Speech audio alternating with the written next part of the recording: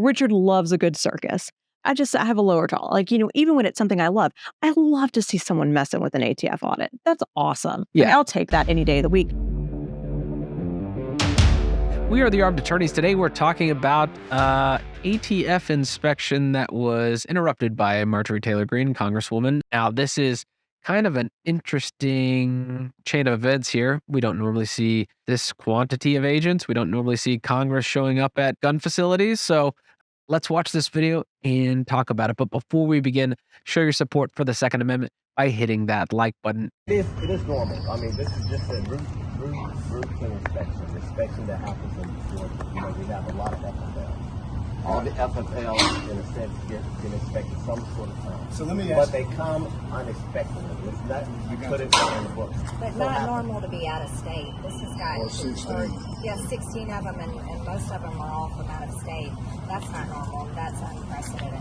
And that seems to be a change with the Biden administration, who have made their intent very clear.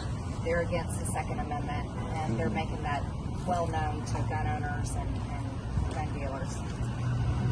And we don't understand why they leave. We were just saying hello to them, and they all go get in the car. The inspectors do not speak to the media. That's my job, or it's the.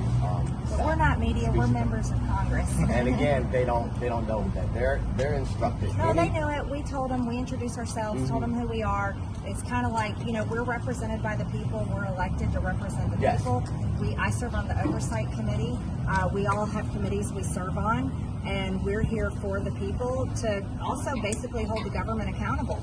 And when the government has been weaponized and people feel like their gun rights are threatened, or gun dealers feel like their businesses are threatened, that's where we step in and make sure that the government is not out of control. And a lot of gun owners and a lot of people feel that way, unfortunately, about your but agency, that's not the way. the ATF. Right. Folks, we were just there just when we wanted to learn. So it was very cool. And we actually had left because we thought they were getting to work. We left so they could get to work. And we were nice. Congressman Loudermilk explained everything to them. Yeah. We were very nice, but there was no reason for them to go sit in their cars. Well, that's what's told for them to sit in cars until I arrive, because all the inspectors do one thing. They inspect all the FFLs and make sure that they're in compliance. So they've gone over, and this so happens, again, this is a random. This is nothing right out of whack or out of nature. This is one that's only been in business for 6 months.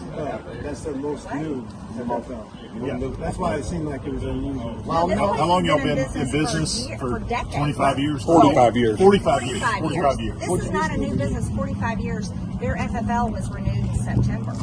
So this is a flagship type of this business. Their flagship. These owners, they have basically set the standard on the 4-check system, which makes it completely. It's very odd for them to be treated this way, or hopefully they're not being treated that way. Adventure Outdoors is a big retailer, and so most of the times that I have seen ATF inspections, it's only been 1, 2, or 3 agents. But again, these facilities I've seen them at are so much smaller. I've never seen one at like Academy Sporting Goods, right? I don't know what that looks like. All right, so we have Marjorie Taylor Greene. We have some ATF agents. We have what looks like to be kind of an interruption of an inspection. What do you see? What you get kind of depends on who you are, is what it seems like to me. Sort of varies dealer by dealer. Right. Yeah. And, bear in mind, them showing up without notice isn't necessarily a tip one way or the other what goes on. Sometimes FFL dealers get notice that an audit's about to take place. Sometimes they do not. It kind of just depends on who you are. It seems like, and from what we've seen, the smaller you are, the more likely you are to get notice. And the big guys, they just kind of show up with a crew and get rolling. Yeah, that seems to be our experience. Now, how did Marjorie Taylor Greene get involved in all this? Her office received a call from the manager of this facility saying that, hey, we got an unprecedented number of agents here. We need some backup. And then she made her way down there. Yeah, which is, interesting to me, frankly, because they know, right? They get audited. They get inspected on a fairly regular basis. And it seems like I would think that something had to be really making this company fearful. Right. Number, maybe even like mood, tone. Lord knows what else there was, but prompting that call to your elected representative. I think there's a level of fear behind that. it's kind of hard to tell if this is out of the ordinary. But I mean, I will say this is one of the largest inspections I've seen. Yeah, sure. And what we also, and I'll say, and you may have better personal knowledge of this, I don't know if it's out of the ordinary, but it's alleged that there are lots of agents engaging in this audit who are not from that regional field office. They're coastal agents. Is that, and I think that's been a big to-do sort of in the story. And again, and we're gun lawyers, right? But Right. because we focus on criminal defense of self-defense cases, because we focus on lawmaking and legislating, I'll be honest, my knowledge of this process is probably woefully low. Like, you can't know everything all at once. Sorry, Yeah. guys. But I don't know. Is it normal that you have non-local agents doing this? And if not, why are they there? That's a good question. Yeah, my only speculation would be, and I could draw an analogy with having Virginia and DC field office FBI agents who raided Mar-a-Lago instead of having local Florida, field agents raid Mar-a-Lago because they were handling the investigation. I guess maybe probably the most likely scenario, they're probably working on this, some kind of criminal investigation Yeah, connected it's not to this. just a routine audit that it's something triggered it that might have been something that showed up Yeah, somewhere else. if I had to speculate, I mean, that's probably what I think. But this is a good illustration, and I do like bringing light to kind of the tactics the ATF is imposing on these federal firearms licensed dealers because of the big picture in the crackdown by the Biden administration. Yes, and I will say, Richard's tolerance for political shenanigans is way higher than mine. Way higher. Richard loves a good circus.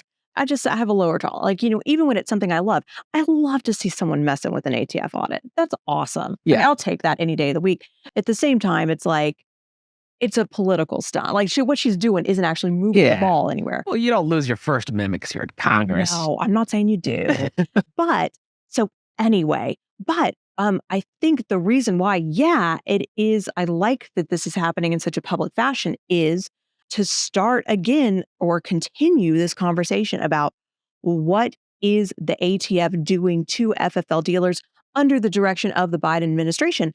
And it's crappy because it's not just, hey, these are our routine audits. We got to make sure you're compliant. If you're not compliant, here are your dings, just fix it. That's not the way of the world anymore, right? No.